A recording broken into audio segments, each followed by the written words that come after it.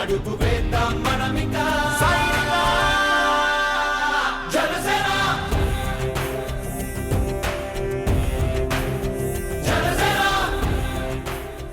అందరికీ నా హృదయపూర్వక నమస్కారాలు. మెంబర్షిప్ టు లీడర్షిప్ సంబంధించి ఈ కార్యక్రమానికి వచ్చేసిన లీడర్స్ అందరికీ నా హృదయపూర్వక నమస్కారాలు. మేము అందరూ ప్రత్యేకంగా గురించి మీ సమర్థతను నమ్మకంతో ఈ బాధ్యతని ఎంపిక చేయడం జరిగింది. ఇది బాగా నిష్పక్షపాతంగా నిర్వహిస్తారని నాకు మనస్ఫూర్తిగా విశ్వాసం ఉంది.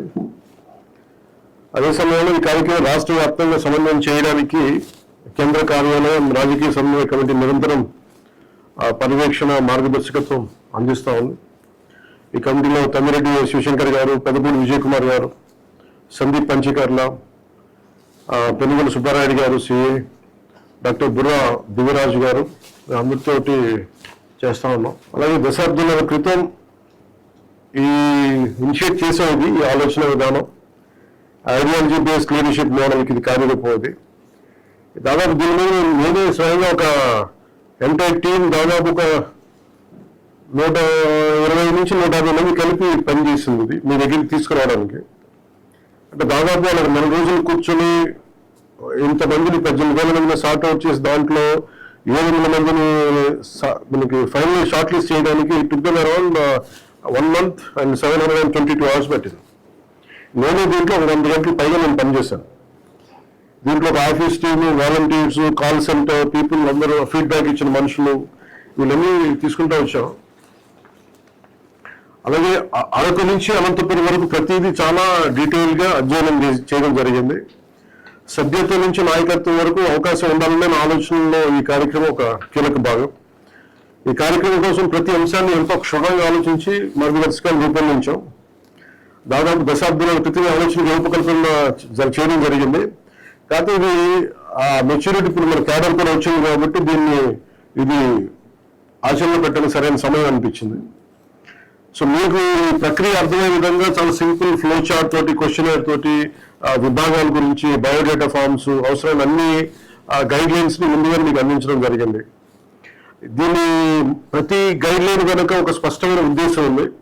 అందుకే వాటిని లెటర్ అండ్ స్పిరిట్ తో అమలు చేయాలి, మనస్ఫూర్తిగా అమలు చేయాలని నేను కోరుకుంటా ఉన్నాను. సో అబ్జర్వర్స్ ఈ కార్యక్రమం రోజుల వారికి కేటాయించిన పార్లమెంట్లోనే ఉండాలని నేను అభ్యర్థిస్తా ఉన్నా. పంచాయతీ, మండల, అసెంబ్లీ, పార్లమెంట్ అన్ని స్థాయిలో అప్లికేషన్స్ తీసుకుంటున్నాం అనేది చాలా బలంగా వెళ్ళాలి. నేను ఇవాళ రివ్యూలో కూడా అక్నాలెడ్జ్మెంట్ ఫామ్ ఇస్తే బాగుంటుందని చెప్పడం జరిగింది. అది కూడా కమిటీ సభ్యులు ఇంప్లిమెంట్ చేస్తారు. అది కూడా మీరు ఒకసారి పరిగణలోకి తీసుకోండి. అంటే ఎవరైనా ఇచ్చేసిన తర్వాత ఇన్ కేసు ఏదైనా మిస్ అయినా మేము ఇచ్చాము, ఒక పొరపాటు అయింది, రాలేదంటే కూడా అది స్పిరిట్, లెటర్ అండ్ స్పిరిట్ అవ్వదు, ట్రూ స్పిరిట్ లోకి వెళ్ళదు. కాబట్టి వాళ్ళు ఖచ్చితంగా ఒక ఎకనాలజ్మెంట్ ఫామ్ విధానం ఎట్లా ఉండాలని ఇప్పుడు ముందుగానే ఇంకా సరిపోవట్లేదు అనిపించింది. అదొకటి కూడా మీ దృష్టికి తీసుకొస్తా ఉన్నాను. ఇది objective and importance of the program, ఇది పై కనిపించే దరఖాస్తుల స్వీకరణ కార్యక్రమం మాత్రమే.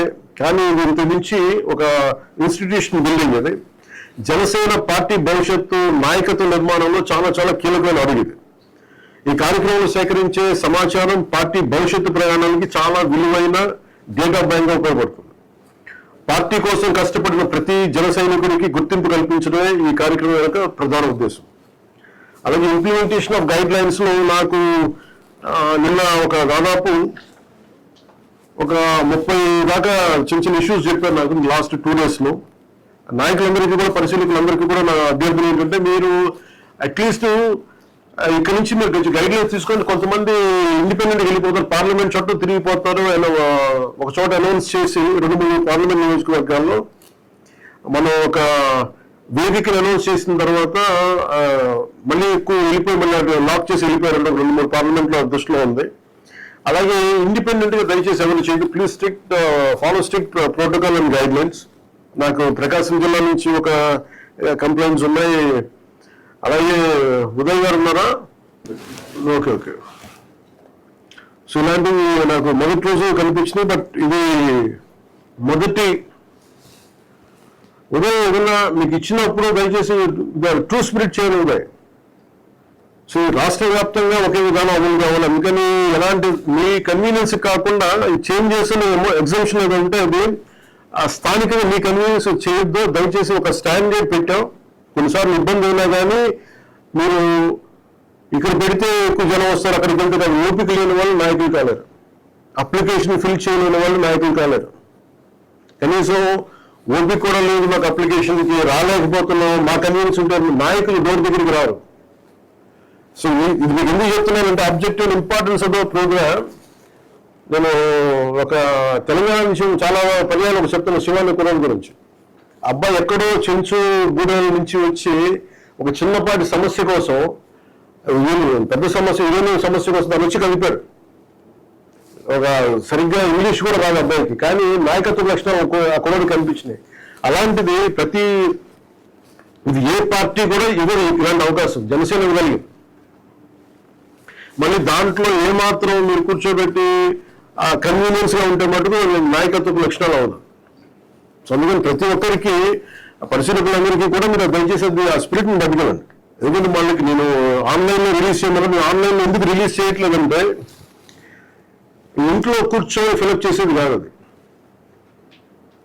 ఎందుకంటే రేపు పొద్దున మీరు స్థానికంగా రేపు పొద్దున ఒక బాధ్యత తీసుకోవాలంటే you have to understand this a paper work. ఆ పేపర్ వర్క్ అందరి సమక్షంలో చేస్తే తప్పులు తెలుస్తాయి. ఓపికగా ఉండాలి అవి.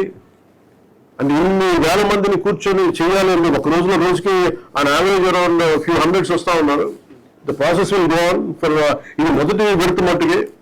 అందుకని దీన్ని బట్టి ఇంకేమైనా ఫర్దర్ కరెక్షన్స్ ఏమైనా ఉంటాయంటే ఆఫ్టర్ 1 వీక్ తర్వాత దీన్ని బట్టి ఆలోచిద్దాం. అండ్ ఎక్కడ కూడా మీరు లీడర్ కావాల్సి అనుకున్న ఎవరైనా సరే they have to understand the importance of paper work. They have to understand to come from the comfort zone.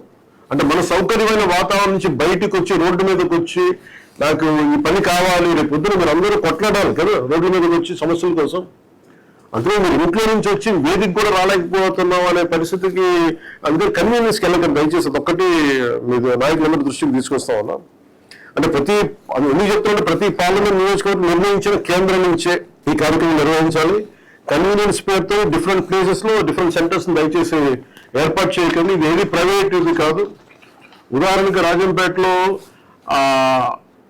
అది పలానా ఒక వ్యక్తి తాలూకు ఆఫీసు అలా అనిపిస్తుంది, నాయకుల ఆఫీసు, రైట్ స్పిరిట్ లో ఉండదు. అలా దయచేసి అలా చెప్పకండి. అలాగే జనసేన నాయకులు ఎవరైతే దీనికి రావాలనుకుంటున్నారో మీరు పలానా చోట పెడితే మేము రావు, ఇలా అయితే మాకు కుదరదు, అలాంటి ఇండివిజువల్ వాయిసెస్ వద్దు. ఏ వేదిక పెట్టినా అది మీ వేదిక. అది ఎవరి ఆఫీస్ అయినా సరే మీకు సంపూర్ణమైన స్వేచ్ఛ ఉంది. మీరు అప్లికేషన్స్ మిస్ అవ్వ, మీరు ధైర్యంగా ఇవ్వండి. అందుకే మీకు నేను పర్సనల్గా పర్యవేక్షిస్తున్నానే మీకు చెప్పడానికి దీని తాలూకు ఈ కాన్ఫరెన్స్ తాలూకు ముఖ్య లక్ష్యం. ప్రతిరోజు ఉదయం 10 గంటల నుంచి 6 గంటల వరకు నిర్వహించిన కేంద్రంలో ఇది కార్యక్రమం నిర్వహించాలి. 3వ తారీఖు వరకు కార్యక్రమం ఇదే విధంగా జరగాలి. దరఖాస్తు బయోడేటా ఫామ్ సోషల్ మీడియాలో ఇంతకుముందు చెప్పినట్టుగా దయచేసి ప్లాట్ఫామ్స్ షేర్ చేయొద్దు. ఈ కార్యక్రమం జరుగుతున్న సెంట్రల్ రెవెన్యూలోనే అప్లికేషన్స్ ఇవ్వండి. సెంట్రల్ రెవెన్యూలో ఫిల్ చేసిన అప్లికేషన్స్ మాత్రమే తీసుకోండి.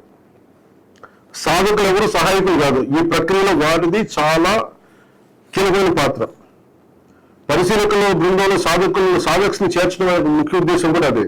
ప్రతి పరిశీలకుడు 5 రోజుల పాటు తన కేటాయించిన పార్లమెంట్ నియోజకవర్గంలో అందుబాటులో ఉండాలి, లేదా కార్యక్రమం సమయంలో తప్పనిసరిగా మీటింగ్ వెన్యూలో ఉండేలా ఏర్పాటు చేసుకోవాలి. అలాగే ఆపరేషన్ డిసిప్లిన్ సంబంధించి నేను కొన్ని చోట్ల స్టార్ట్ చేసిన విజయనగరంలో ఆ కమిటీ బ్యానర్ లేదు, అదొకటి